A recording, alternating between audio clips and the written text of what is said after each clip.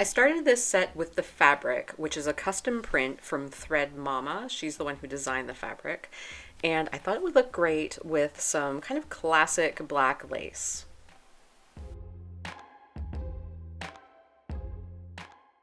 Since having my reduction, I've been wanting to wear all of the bras that I haven't been able to wear before. So I started sketching out a basic triangle bra, and this one has no seams for shaping. So the only kind of shaping you get is from the stretch of the fabric itself. And then I started plotting out where I was going to put my lace.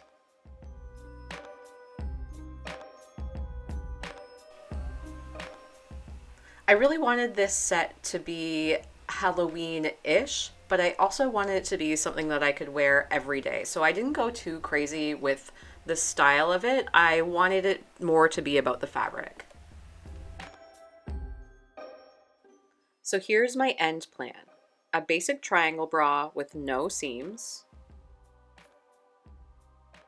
And I'm going to use my Birch pattern for the bottoms, but I'm going to use some lace on the hips.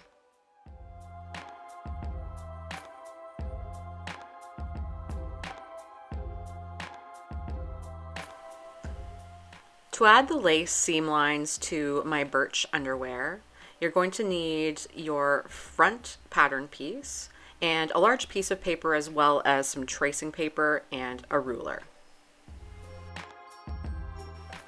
Take your pattern piece and draw on the pattern where you want your seam line to be. So I had previously drawn on this one already, but you can see I draw right on there. So you can either cut this pattern piece apart or you can trace it, and I'm going to show you how to trace it so that you can still maintain this one solid pattern piece as well. So I'm putting my center front right along the edge of my piece of paper, and I'm going to trace around the pattern piece. But I've decided on the spur of the moment that I also want to raise the rise of this pattern by about 2 inches, and my pattern and my ruler is 2 inches wide. So I'm just going to add a ruler's width around the top of the pattern after I've traced it out. So here you can see I am taking my pencil and I'm just going all the way around the perimeter of my pattern.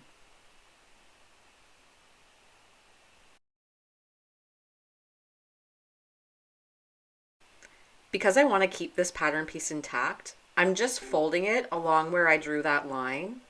And I'm going to draw a line on my traced out piece. And I'm going to take away my pattern piece now. The next step I'm going to do is adding my additional 2 inches of height. So just follow along 2 inches above. If you don't have a drafting ruler, you can just make some pencil marks just along that upper edge, and then extend your side seam, extend that seam line, and now you've got your new pattern pieces, just minus the seam allowance, which we will add later. Now, using some tracing paper, just unroll your tracing paper or unfold it, whatever type of tracing paper you have, and trace out your individual pieces. This is also where we will end up adding our seam allowance to that new seam that we have added. So I like to use my ruler to actually draw my lines on. I just find it gives you a nice crisp line. This is something I learned in pattern drafting class in school. But just use whatever method you like, whether you like to use a French curve or you like to freehand it, whatever. No judgment here. Just use whatever method works for you and whatever you're comfortable with.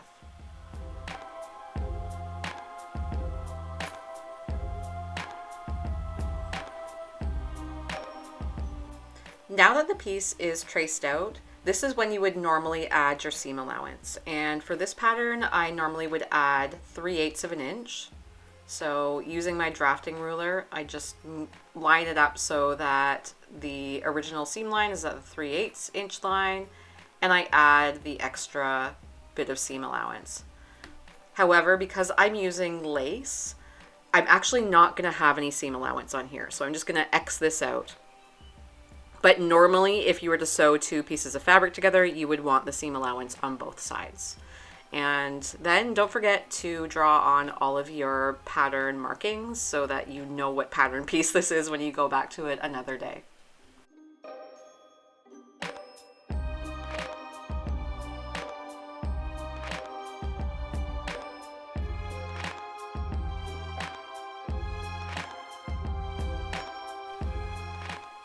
Now we're going to basically do the exact same thing on this new little hip piece. So trace around your piece. So remember, seam allowance is already included in the pattern on all of the other seam lines. It's just this new style line that we've added where we need to add the seam allowance.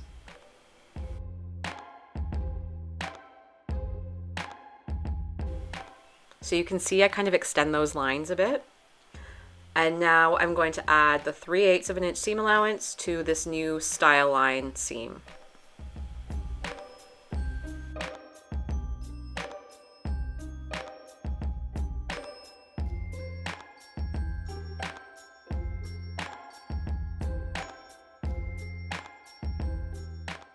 Because we added that 2 inches to the height of our front, we have to do the exact same thing to the back. So just like before, trace around the pattern. You can see I'm already extending that side seam. So just trace the whole thing, because we're not adding any seam lines here. But if you were adding seam lines, you would do just like we did with the front piece.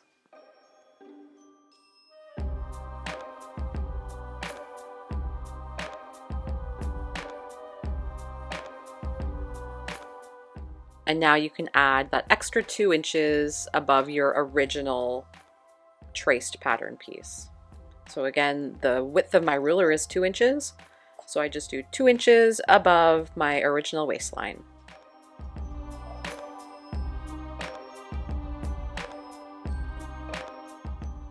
I'm starting with cutting this lace piece for the front of my underwear. And I want the scalloped edge to actually go along this new seam line that I made.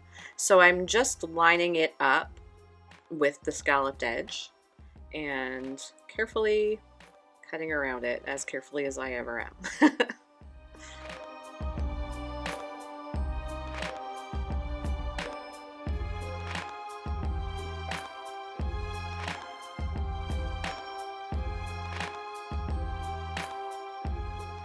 So I cut one out, and to get a nice mirror image, I actually use my already cut piece of lace, and I just flip it over so I make sure the right sides are facing each other so I get 2 mirror images. But I can see through the lace, so I can see that I'm getting perfect mirror images of one another. And then just carefully cut around that original lace piece.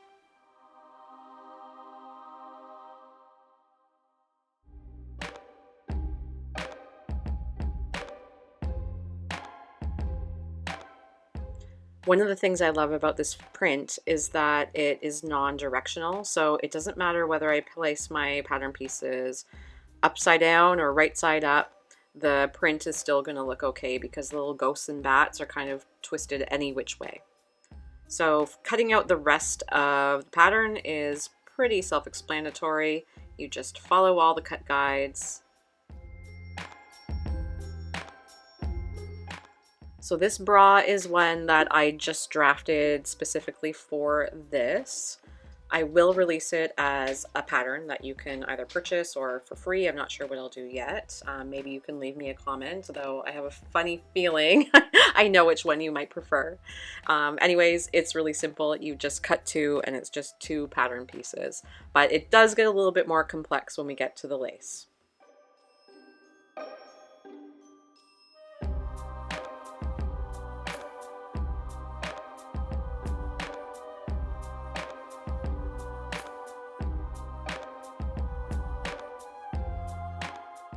When I'm planning a lace overlay, I like to actually just put it right over top of where I want it to be so I can see exactly how it's going to look. Like I said earlier, with lace it's really nice because you can see right through it most of the time. So you can even just place it where you like it on your cutout pattern and then cut around it.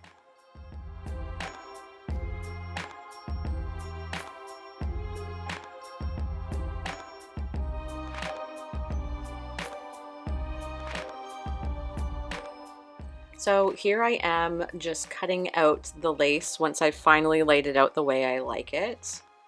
And it's laying right on top of my cutout piece of fabric. And because I can see through the lace, I can just cut it out that way. So now that I have the piece the way that I like it, flip it over so the right sides of the lace are facing each other, and line up the motifs of your lace so that you get two pretty perfect mirror images of each other. And from there you can just cut around your original cutout piece and you'll wind up with two.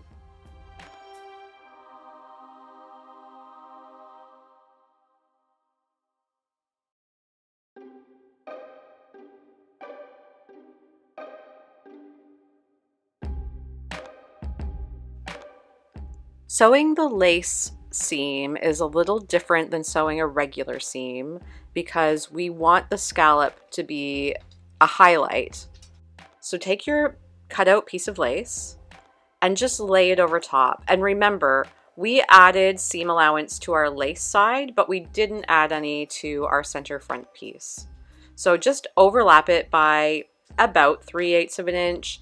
It's really hard to be very precise here because the scallops of the lace they scoop in and out. It's just the nature of the lace. So I pin this right on, and then we're going to top stitch it on using a zigzag stitch.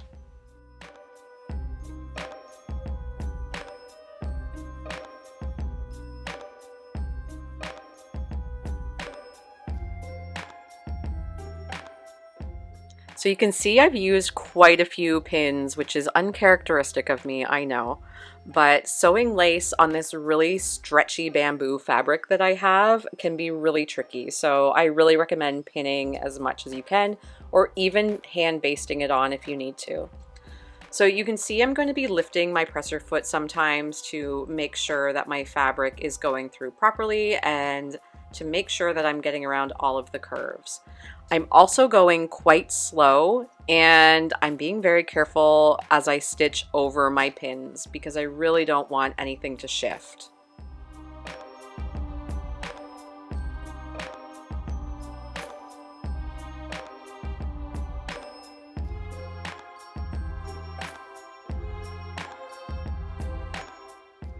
When you're done sewing the lace onto that seam, you can either just run a second row of zigzag stitching, or you could run it through a cover stitch, or you could just leave it as is and trim back the fabric close to your zigzag stitching line.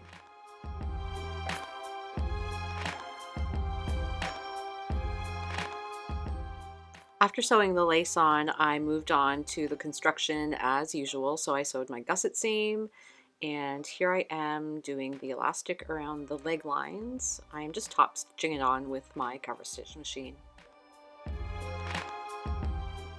I sewed up my first side seam, and then when that was done, I got to finish the waistline.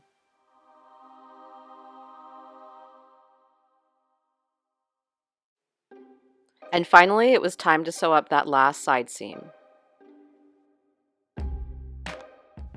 And here is the final result, and then we can move on to the bra.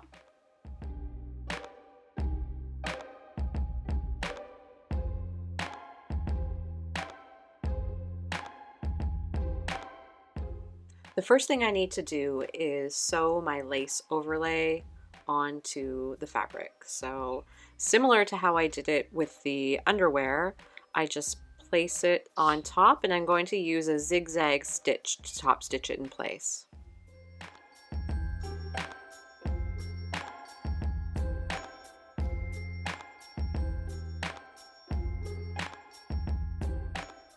A zigzag stitch is nice to use along scalloped edges like this because it, number one, allows the fabric to still stretch, but also it gives you a lot of control as far as being able to really go around each of those curves. So go slowly and lift your presser foot whenever you need to. I decided here that I would run a second row of zigzag stitches about 1/4 of an inch away from that first row. And this is just because I'm paranoid of any stitches popping. It's kind of just like a reinforcement. It's not something you have to do, but I decided that I actually wanted to trim back the fabric behind this so that the lace is sheer. So I just did a second row of stitching.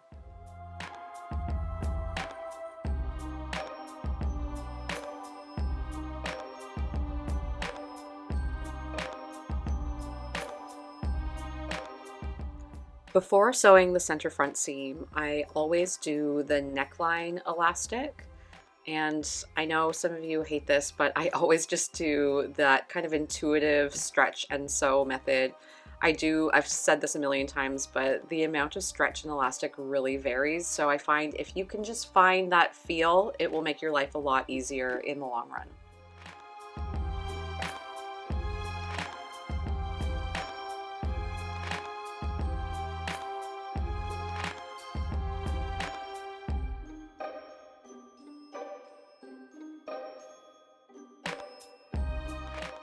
Whenever I'm sewing a seam where it's really important that the edges line up perfectly, I always like to do a straight stitch on my sewing machine first. I find that on my sewing machine, I'm able to just put my needle down right into that first little bit of my seam, and I can get a nice, almost perfect join so that it looks almost seamless where that elastic finishing is. And I actually did a really good job here. I'm really happy with how that turned out. So I'm just going to press it to one side and top stitch my seam allowance in place.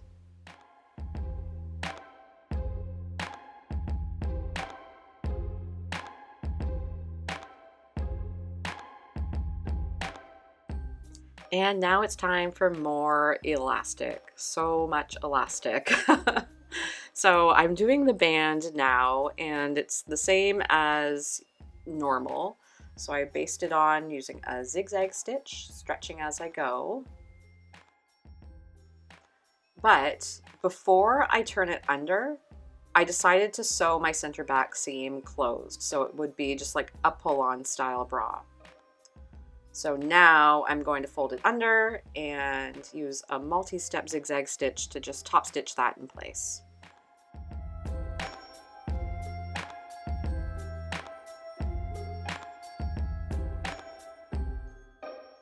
Finally, the last bit of elastic gets sewn around the upper edge, but I want to make sure I leave a nice long tail because that's where I'm going to attach either the strap or a ring to attach the strap. I haven't quite figured it out yet.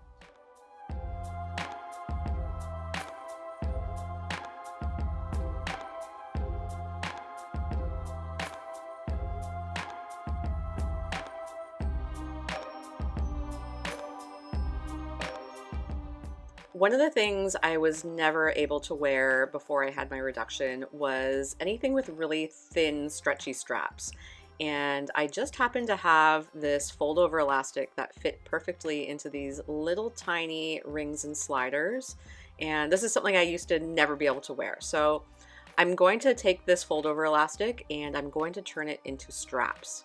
So I'm using my cover stitch machine. And this is one instance where a cover stitch machine really comes in handy because if you're doing a strap made out of fold over elastic, which you will actually see on a lot of ready-made bras and camisoles, it really needs to be able to stretch a lot without any stitches snapping. I personally haven't found that a zigzag stitch will hold up over time, so that is one use where a cover stitch really comes in handy. So basically I'm just folding it in half and I'm using the non-shiny side. And I'm using my cover stitch to just create a long length of folded elastic.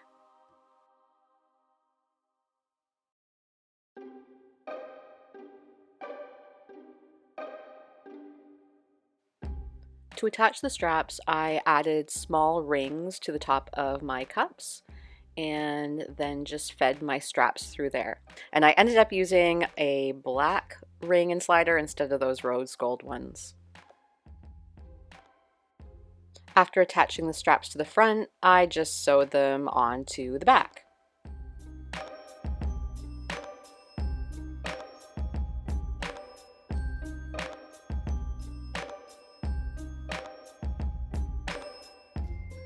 And here is my finished set. I think it turned out really cute. It's definitely something I'm going to wear all year round, and it still has a little bit of that Halloween vibe to it.